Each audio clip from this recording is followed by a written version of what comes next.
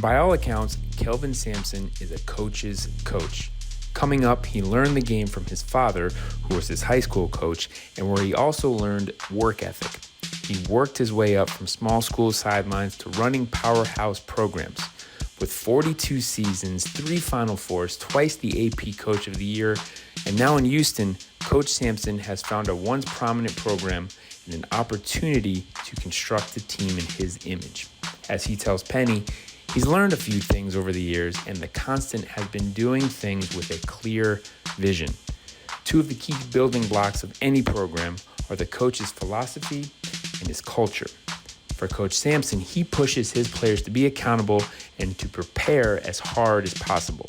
And the results are not only wins, but a dominant brand of basketball. So here he is with plenty of knowledge, plenty of wisdom, and plenty of basketball insight. It's Coach Kelvin Sampson on the 2 Cents Podcast. Be sure to subscribe to get every episode of 2 Cents wherever you get your podcasts as soon as they drop.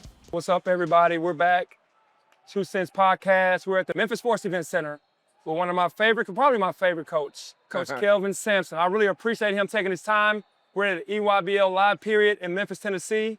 And Coach, thank you so much, man. It's an honor. It really is an honor to have you on. My pleasure, Penny. I'm learning about you as we're sitting here talking. I've always admired the way that you've coached and the way that you've handled your teams. Obviously, I model myself after you just from playing against Houston and being in the league. I haven't matched it by 1,000, but I can go crazy and try to take my mind somewhere to just be able to compete. But me being a newbie in the game, I've just tried to learn as much as I can from the greats, and I've watched you a lot, and I'm striving to get my team to that level. So I just wanted to say that first. Secondly, I just want to give the people a little history about where you're from for the people that don't know where you're actually from, where you were born and raised, and where you were born and where you were raised. Well, from a rural part of southeastern North Carolina, probably about 15 miles from the South Carolina border, maybe an hour and a half up from Myrtle Beach, South Carolina, but 2 hours north of Chapel Hill, Durham, Raleigh, in that area, stuck in the southeast corner of the state. My dad was a high school basketball coach for 30 plus years. My mother was a nurse. I just remember growing up, my dad would leave every morning at 6, and my mom used to work the 7 to 7 shift at the hospital. Wow. And I had 3 sisters. I had a twin sister, older sister, and a younger sister. And my mother would always leave a pot of grits on the stove. So we got ourselves up, we feed ourselves, and we walked to school because we didn't live that far from school. Not one of those 5 miles. Right. No, it was probably about quarter of a mile, maybe less than half a mile. But I had a good mom and daddy, man. I owe everything to them. They were achievers. When my dad was a high school coach, back then they didn't have 12-month contracts. They had 9-month contracts. So it was up to him to figure out how to get a paycheck in June, July, and August. So his first check was September and his last check was in May. So he had 4 jobs every summer. He worked at tobacco markets in them old hot tin roof tobacco markets. He sold Lincoln Life Insurance. He sold World Book encyclopedias, and he taught driver's ed.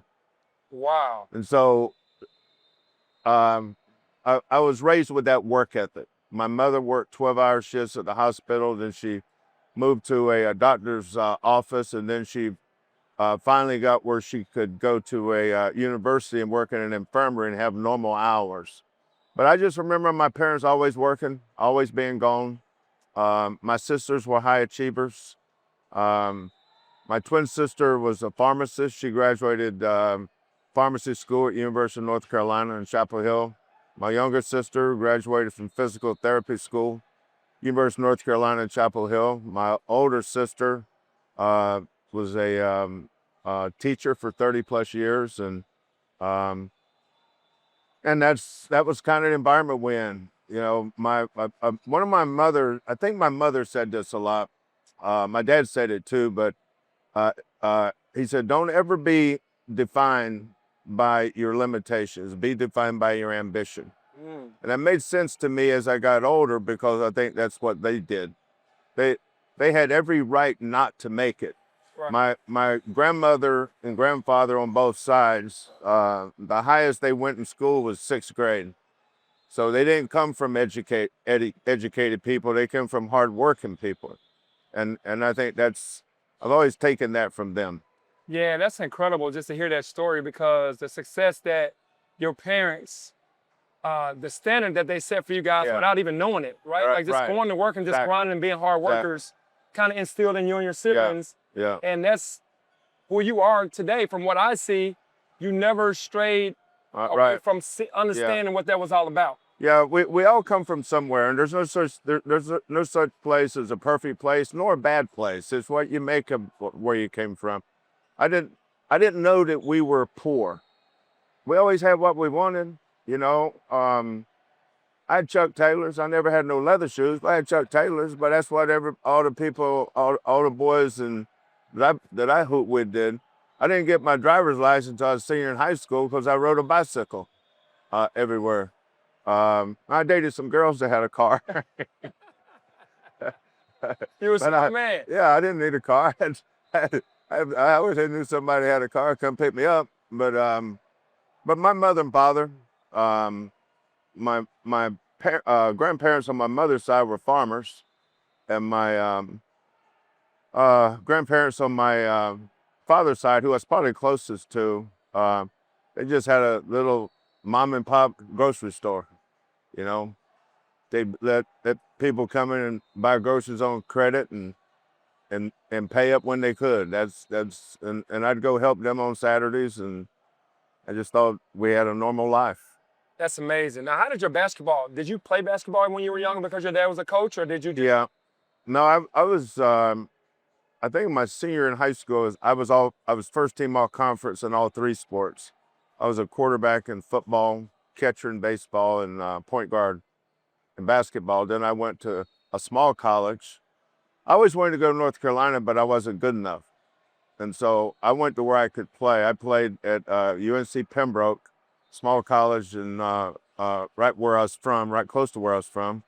I played basketball and baseball. And then when I finished college, long story short, I always thought I'd be an attorney. So I majored in political science, and I took the law school exam, and I got accepted to law school at Wake Forest. But my mother pulled me in my senior year in college and said, you know what, Kelvin, you may want to coach one day, and you're going to need a teaching certificate, because she thought I would coach in high school. And that made sense to me. And I always listened to my mother. And so I went and got a double major, and my other major was health and physical education. And I did that so I get a teaching certificate. And I did my student teaching in this little town called Rayford, North Carolina. And the high school basketball coach at Hope County High School was this guy by the name of Tubby Smith. Wow. That was in 1977. That's how far me and Tubby go back. That's incredible. He was the high school coach at the high school, and I was doing my student teaching at the middle school. And so it was about around 30 miles away. So I'd get up around 5:30 every morning, and I had to teach 6 classes every day. So I tried to be at the school before 7. So I'd get up, and I had this old Jeep, drive that Jeep to Rayford, North Carolina, go in there and get ready for the day. And then my classes were over, I had to drive back to school and practice. So we'd have basketball practice in the fall and play games in the winter. Man, that is I didn't think it was that big a deal. I just remember what my mom and dad did. It's a huge deal. And I'm just listening. I'm amazed right now to just understand a small part of your journey of how it started. Yeah. And how you just were raised around hard-working people that understood things had to be done. Yeah. And you got them done. That coaching philosophy that you have, to me, is so eerily similar, like as far as no comfort zone. Like no comfort zone to me. Like you coach like we don't have a comfort zone. We're gonna always your coaching style, where did it come from? So when I finished college, I took the GRE, which is the graduate record examination. And back then, colleges were starting to recruit minority students. And so I took the GRE. I have no idea what I scored, but I got put in this minority locator code, and I started getting all these letters from all these big time universities. I went to an NAI school. So I started getting all these letters from these big time universities offering me academic scholarships if I'll come to their school. And I remember that spring, I went over to my father's house, and he and I were sitting there watching NCAA tournament, and Michigan State was playing Notre Dame. I think it was the Elite Eight. And Michigan State had this 6'9" point guard with this big old afro, and I'd never seen nothing like that, Penny. I said, that dude's a point guard? He's 6'9". Yeah. And then they had this dude named Greg Kelser. Oh, yeah. And about that time, I went around to the kitchen. Fate. There was a stack of letters from Cal Berkeley, Tennessee, probably Memphis, everywhere. And, you know, they all said the same thing, just form letters. They weren't, but I got a letter from Michigan State, and the guy that was the dean of the School of Physiology had wrote a personal note. And I just watched Michigan State on TV. And right then I said, I'm gonna go to grad school at Michigan State. And so when I graduated that June, I left and drove from Pembroke, North Carolina to East Lansing, Michigan in August. And started working on a master's degree. They gave me an academic scholarship. They told me, if you maintain a 3.25 GPA, here's how much money you'll get. And I said, well, I'm gonna do that because I got nowhere else to get money from. My parents had no money to give me. So I went up there, and I remember cutting Burger King. You could get 2 Whoppers on Tuesday and Thursday night, buy one, get one free. That's how I existed. I got coupons and got free food and would hang out. I had a meal plan at the dorm I was living in. I didn't know anybody. And so Michigan State was on a quarter system, so they didn't start school the end of September, but I had to go up and do stuff for my grad assistantship and the academic part of it. And they'd gone on a foreign trip that fall to Brazil. And I didn't know the head coach. I knew what his name was, but I didn't know him. And when they got back, I asked the secretary. I just went over there and took a deep breath and jumped in the deep end and said, you know, I'd like to talk to Coach Heathcote. They said, well, who are you? I said, nobody really. But I said, I'd just like to ask him a question. And she said, okay, if you'll come back tomorrow at this time, he'll be in, and I'll tell him. She said, you'll have about 2 or 3 minutes, and that's it. So, Wow. So I went in and told Judd who I was, told him my dad was a high school coach and that I'm here on academic scholarship, and I'd like to be involved with the basketball program. He said, well, that's a nice story, son, but no. So I went out and had to figure out another plan. And so as the year was getting closer, practice back then started on October 15th. And so as we got into close to the 15th, I went in to see him again. And he recognized me, and I could tell I was kind of being a pain in the ass to him. And Judd was kind of one of them abrasive dudes. Mm-hmm. And I was a little bit intimidated to go in there that second time. But I got more of my story out, and he still said no. So the gym where they played at was called Jennison Fieldhouse. The gym where they play at now is the Breslin Center. But back when Magic played, it was Jennison. So my office was the next door in the, it's called the women's gym or the men's gym.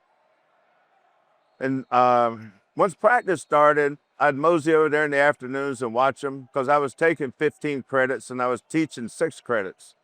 So my day would start at 5 o'clock in the morning and it would end around 10 at night. And that was, well, three quarters, you know, it was started in September, but we go all the way to the 1st of June. And I noticed they had a JV team. I didn't realize they had a JV team. And they had an upstairs gym. I didn't know they had an upstairs gym. I was never over in that building. And so one day I was walking up the stairs and I said, "Who's that?" And they said, "Well, that's the JV team." And a light bulb went off in my head. I know about that JV team now. I know about that JV team. And so took a deep breath. I said, "This is probably my last chance." And I went in and now I could tell he liked me because I kept coming back. And I said, what do you think, Coach Heathcote, if I just volunteer and help out with the JV team? He said, well, Coach Fred Paulson is a JV coach. Go talk to him. If he agrees to it, I'll give you my blessing. I went in and asked Coach Paulson, you know, I kind of fudged a little bit. I said, Coach Heathcote told me that he okayed it if I could be the assistant coach if it's okay with you. And so he kind of interviewed me, and I was only 23 at the time, and so he let me be the JV coach. And the JV team played all the junior colleges in Michigan, and my job was to drive one of the station wagons to the game. It was a 9-passenger, and I'd have to go to the motor pool. It was the back 3 seats faced backwards, and so So I drive 6 of the players, and he drives 6. We didn't have a 12 on the team. So he had a van, I had a station wagon. We drive all over the state of Michigan playing all the junior college teams. And if Judd had a freshman that wasn't playing a lot of minutes, he'd send him down to play with us. And so that's how I got started. Wow. And then that year was the year that Michigan State won the national championship. They beat Larry Bird and Indiana State in the gym at University of Utah. The gym where Utah plays is where Larry Bird and Magic Johnson played probably the most significant Final Four ever.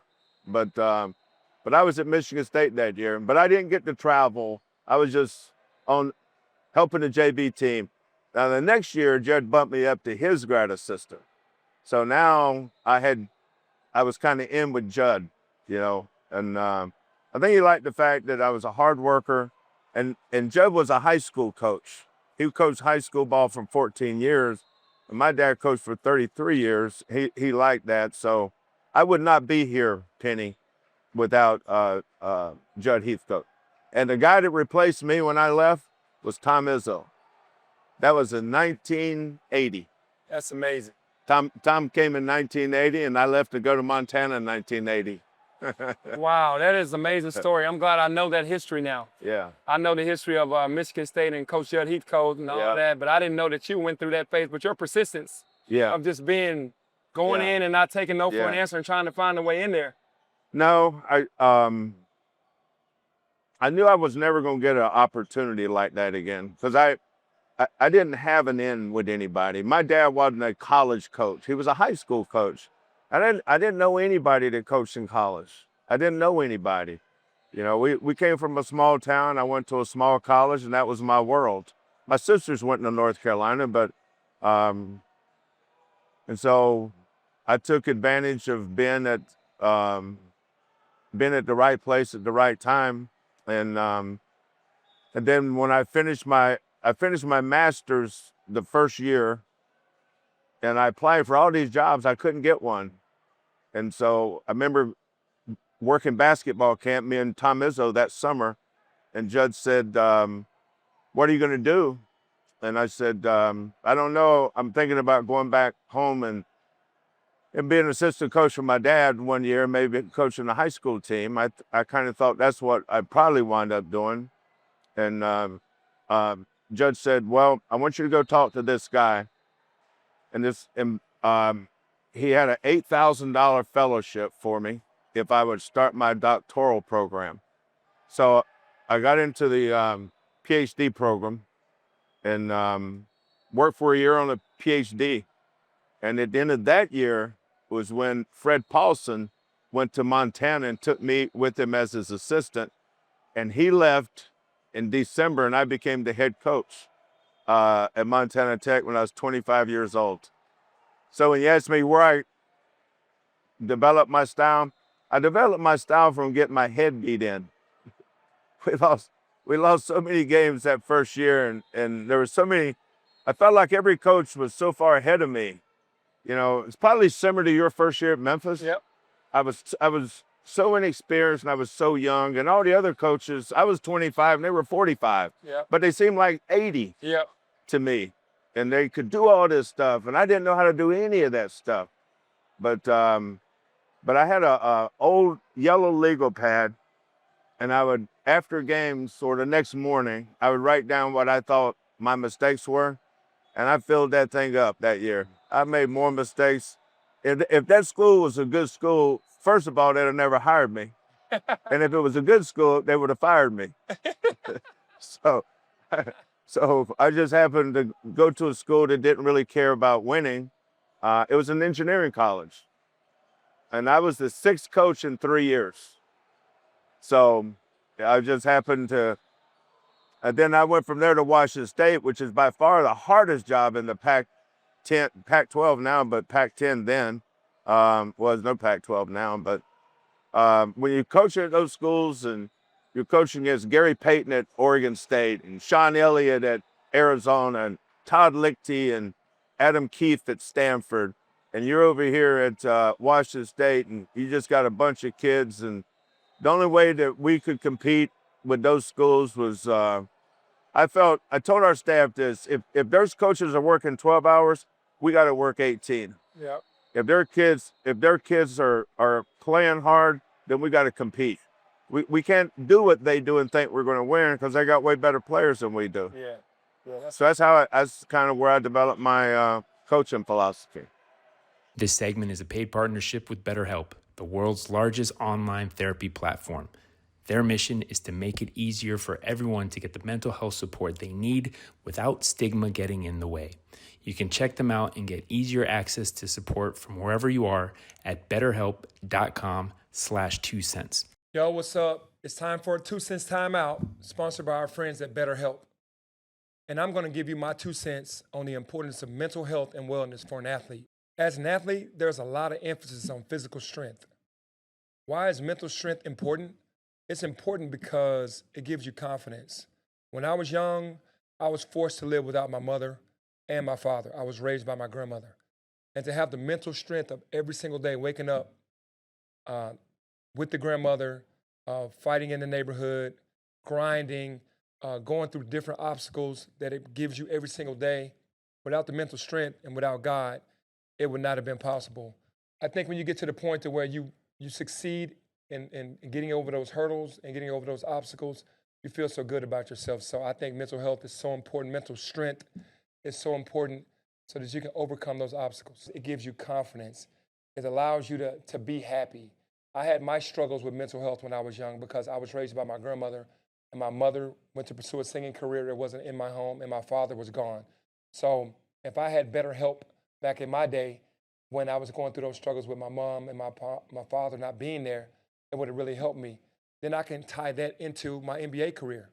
I had multiple knee surgeries. I was a top player, and I started getting injuries, and I started to fall, and my mental health and mental strength became very weak. I was very depressed. If I had had better help back in those days, that platform, man, maybe I would have gone a little further and a little longer in the NBA. So if you're someone that's out there struggling with that, please look up BetterHelp. Go to BetterHelp, because they're here to help you. That platform is here to help you strengthen your mental health. Mental health is real. If you need help, go to betterhelp.com/2cents. We have a website that you can go to if you need the help, because we all know that we need help sometimes. betterhelp.com/2cents. Amazing. So how was your NBA experience? Like, what was different from the college level? Obviously, I've been in the NBA and now I coach college. Just from a coach's perspective. So in 2002, I was selected as one of the assistants for the World Championship team. George Karl was the head coach. Me and Greg Popovich and Mike Montgomery from Stanford, we were the 3 assistants. And Pop and I became close, really, really close, to the point where we were in San Francisco for 2 weeks, 8 days in Portland.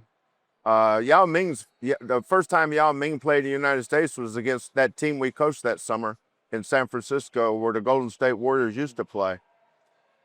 So when I got to the NBA, the person that hired me was Popovich with the Spurs. I remember I flew in and I went down to baggage plane to grab my bags. Pop was down there waiting on me. He was telling me all about what was getting ready to happen. He said, we're playing the Pacers tonight. And after the game, we got a back-to-back. We're going to play Phoenix tomorrow night. What? All of a sudden, I'd never been in the NBA. I'd never seen it. I'm sure I'd seen an NBA game. I'd never been to a practice. So when I went in, the assistant coach that had the scout was Mike Budenhauser. Yep. So he had the scouting report, and they were playing Chris Paul's New Orleans team. I think they were the Hornets then. Yep. And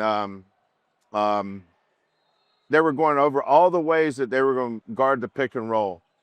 And I'm going, what? There's another way to do it besides hedging? Right. I thought the only way you guard the pick and roll was hedge. I didn't know.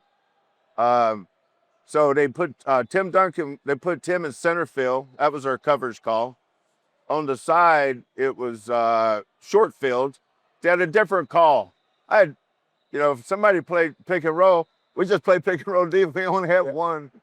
But I sit there and I was just amazed. Then I started realizing that I wasn't qualified to coach in the NBA. It's amazing how many college coaches think that they want to coach. You're not qualified. Yeah. That's why I know that, like Mike Montgomery, Calipari, a bunch of them tried. Dude, you need to be an assistant coach. 3 years with Scott Skiles. I was with Scott for 3 years, and I was with Kevin McHale and J.B. Bickerstaff, Chris Finch for 3. After my Milwaukee stint, I learned a lot from Skiles. After being with him for 3 years, I thought I was qualified, but not until then. Yeah. But it opened my eyes up. I always thought I knew what spacing was. Not really. Yeah, in the NBA. I didn't understand spacing. I didn't understand relocation and chase space. I got better at a lot of things. That really helped me when I went back to college at Houston. My NBA experience, I think, has been the single best thing ever to happen to me in coaching. Yeah, that experience, when you go from there down, Yes. is way better because, like you said, from going down to go up. People don't realize how much coaching goes on. They think it's just talent. But you watch Denver, what they're doing. I was watching Denver and Oklahoma City last night. All the stuff that Golden State does with Draymond. What you guys were doing in Orlando. Yeah. What was y'all's coach's name? Brian Hill. Brian Hill. You guys ran great stuff. Yeah. And you were organized. You had great spacing. You knew who to get the ball to. I mean, you guys were probably fate or fortune away from winning the championship. Yeah, no doubt. No doubt about it. That's the absolute truth. So you leave the NBA and you go back to college. Your mind is definitely in a different space now because you said you've learned from all these guys. You knew a lot, Yeah. but you learned more. Like there's more ways to do things. How much of that did you try to add and say, I'm sure you just took, okay, I like this, I don't like that, and then you took that back to college with you? Yeah. Well, I was at Oklahoma for 12 years as the head coach. And all 12 years there, we were ranked in the top 25. Every year for 12 years, went to a Final Four, couple Elite Eights, 3 or 4 Sweet 16s, won the Big 12 regular season, won the tournament 3 times. So we had great success. But I was infinitely better the second go-round. And I think the thing that helped me more than anything else was how to hire staff. I never really paid attention to that. I'd had a lot of guys going to be head coaches, but there was a couple things that I would question over the years. So the first thing I did when Houston approached me about the job was ask them about their nepotism law in the state of Texas. Because my son had just got fired at Appalachian State. Oh, okay. I had been fired. My daughter had a good job making money, but she was miserable. And I told my wife, I said, you know what, Karen, at our age, I think I was, well, I'm 69, so 11 years ago. I think I was 57 or so when I took the Indiana job. I said, let's see if we can get our family back together. If they'll let me hire Kellen and they'll let me hire Lauren, I'll take this job. And I had 3 or 4 other schools that were inquiring. Wanted me to, well, 2 wanted to interview me, and then 2 wanted to hire me. But I said that the toughest job, probably the hardest job, was Houston. But I didn't care about that. I thought Houston's a lot like Memphis in that it's the basketball, the talents there is just political. You got to learn how to navigate the like I watched John Lucas play in high school. Remember watching John Lucas play at East-West All-Star game. I remember watching Pete Maravich play in North Carolina. James Worthy, Sleepy Floyd, Phil, Walter Davis, David Thomas. There's been some boys come out of that state. But going back to Houston, I said the talent's there. They got terrible facilities. They got apathy up and down the board. And the administration really doesn't support it. That's not a reason not to take it. If you're looking for reasons not to do something, then you've decided, you've basically made an excuse for it. I said, nobody comes to the games. Okay, I wouldn't come either. Look at the team. They got terrible facilities. Well, they can't recruit the Houston players. I wouldn't go to Houston either if I was them. Look at the facilities. So if the only thing you got to do is get better facilities and build a team where they'll win and they'll come, well, then that's on the coach. Yeah. That ain't on the administration.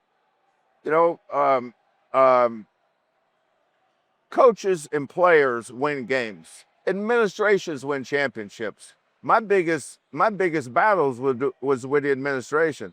I had to get them to understand that you got to care about this. And we would not be sitting here right now. The guy that owns the Rockets, Tillman Fertitta, Yep. I went and had lunch with him and told him, you're not winning a national championship here in football from the American Athletic Conference. But even from the American, you can win it in basketball. You can win it. And he's looking at me going, oh, bullshit. No, I'm serious, you can. You can win the national championship, especially here in Houston. And so I don't know if I believe that, but I felt that's like something that needed to be said to get his attention. Because nobody took basketball serious at Houston then. But the biggest thing he did, Penny, is he wrote us a check for $20 million and put his name on that gym. It was all Hofheinz Arena, Yep. and it became the Fertitta Center. And that's what we built. The practice facility, which is an unbelievable facility, very similar to your facility. And then we built the Fertitta Center. So now we brought kids on campus. Yep. Now, what our statement was that basketball is important. Then all of a sudden we started winning, and we got the best players from Houston. And the kids we couldn't get, like Quentin Grimes, all of a sudden now wanted to come back. And then all of a sudden we got that thing rolling. Yes. But our administration, our President Couture, Tillman Fertitta, who's the chairman of our Board of Regents, they deserve a lot of credit for giving us the facilities and things we needed, because without that, it wasn't going to happen. So for a young coach, and we're about to wind it down, how would you describe building a culture to a young coach? Like a young coach say, this is how you do. Yeah. What do you hang your hat on? Okay, your principles on, like, Yeah, how I build a think culture. I think the number one mistake athletic directors make, and just like there's a lot of good coaches, maybe coaches not as good, but there's a lot of really good athletic directors, but there's a lot of really bad ones too. The biggest mistake athletic directors make is not hiring someone that understands the importance of that. I'm a stickler for little things, but it's all part of our culture though, like being on time. Our summer workouts. I have them at 6:30 in the morning. If I show up at 6:15, I'll be last. I'll be the last one there. Our players will be there at 5 after 6, and they come on their own. The coaches don't go over there and get them over there. They come on their own. Little things like piece of trash around the facility. Our players pick it up because they know that's our home. We want our home to look like our home. Yep. You know, and how you do everything is how you do anything, and vice versa. But I think the hardest thing for young coaches to do in terms of building culture is embracing and understanding the importance of confrontation. If you're trying to get kids to do something outside their comfort zone, I got 3 freshmen starting next Monday. They have no idea what they're going to be in for, and a couple of them is going to buck up at me, and they're going to test me. Now, what they don't understand is I'm undefeated. I've never lost one of them battles, you know, and I don't ever plan on losing one either. But, you know, at some point, Penny, because of the and I do think everything starts with the head coach. He has to have his standards for how practice is going to go, whether it's the game day shoot-arounds, whether it's the day before, whether it's October 22nd, some random practice at the end of September. And I chart all our practices. Last year we had 117 practice. And on the back of the practice, I always write down who I thought the best player was today. And at the end of the year, I looked to see who had the most votes. Like our team this year, the reason why our team was so good was our best player was our best practice player, L.J. Cryer. J1 Roberts was not our best practice player. It was L.J. Cryer. L.J. Cryer was our best player. He made 5 different All-American teams. But you look at the back of those practice plans, L.J. Cryer was our hardest worker, like Jamal Shedd was, Marcus Sasser was, Quentin but they didn't come in like that. They had to develop that. But my son Kellen does an incredible job with his position group. Quantas White, who's now the head coach, incredible job. And now I've got Hollis Price doing that. And Hollis is going to be awesome at that. I've had the same staff for 11 years. Amazing. I've lost two coaches in 11 years, and both of them left to be head coaches. And that really helps because I don't hire, the only coaches I hire are former players or former managers. And somebody asked me why. I said, because I trust those guys. Yeah. I trust them. It's not that I couldn't trust somebody else, but there's an unknown with that. I trust them. Like when I took this job, I wanted my son to be one. It has nothing to do with nepotism. You know, how's that worked out for you, Houston, that I brought my son and daughter? How's that worked out for you? It's been pretty good, right? Right, for sure. Yeah, so nobody's asking me anything about my son or daughter anymore. They're looking at the results. But I think you have to treat your staff as an extension of you. You're not going to win without everybody 2 feet, 10 toes in. It just ain't going to happen. It can't be one person out of place. Not one person or a thought process.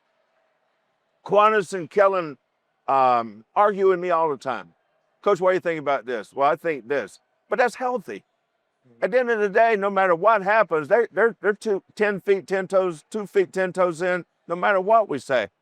And I've learned a lot from those guys because they give me a different perspective. But I know they come from the right place. Right. Their heart is in it for those kids. It ain't for them. They ain't trying to shine. Their shine comes from our success. And so when our guys leave, like Kellen could be a head coach, and sometimes I wish he would take another job. But I'm also proud that he may follow me one day. Sometimes I want him to, sometimes I don't. Hollis is going to be a head coach one day, but that's my responsibility too, is to develop my assistant coaches. Yeah. And I have one rule for them. I want you to work like assistant coaches, but I want you to think like a head coach and put the players first. But culture is staff being aligned. We all have to be aligned in the right way. And includes the strength coach and the trainer, includes the managers. Our support staff, we have four people support staff that are full-time. They're all former managers. I don't go outside the family. I keep everything inside the family. Discipline, it's like our core values: defend, rebound, take care of the ball. That's simple. Defend, rebound, take care of the ball. You do those three things.